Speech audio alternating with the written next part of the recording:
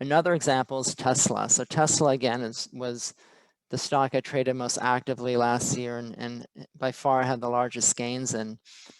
And when it, back in September, when we had that little kind of peak in the market, Tesla got creamed, moved down 34% in 5 days. Huge. And look at the action on this day. Is a gap down on huge volume, closing at the low of the range. So there's no supporting action there, but it came right down to the top of the prior base and the 50-day moving average. So similar to the Coupa example, you had kind of a double support there.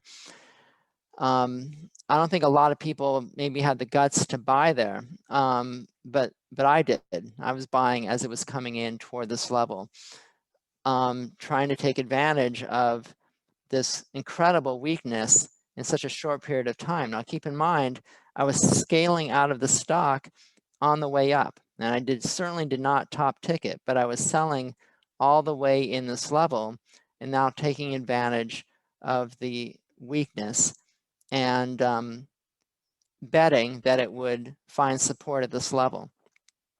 And it did. It moved straight back up, again, without an upside reversal. Now, there's no problem waiting for the next day. You can buy on strength the next day or even the next day or the next day. There's no reason why you can't wait and do it. But again, there are advantages and disadvantages. If you buy on the next day or 2 or 3 days into it, and you get what often happens is another pullback to the 50-day moving average, chances are you're going to get shaken out of those shares. So, you might have a little more confidence because now the stock has shown support and is beginning to move back up, but you also risk getting shaken out again. So again, it's you can't have it both ways. If you try to get the lowest cost basis, you're taking on more risk. If you're trying to feel better about the trade and buy on strength, that can work well for you, but you still risk getting shaken out. So it's tough.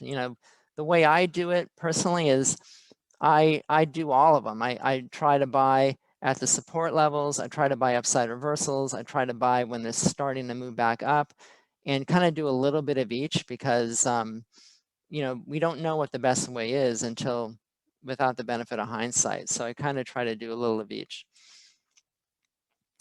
Another disadvantage of waiting for an upside reversal is not only is it possible that you don't get one, but let's say you do get one and you buy on that day. Sometimes the daily spread is so great on the upside reversal that you don't definitively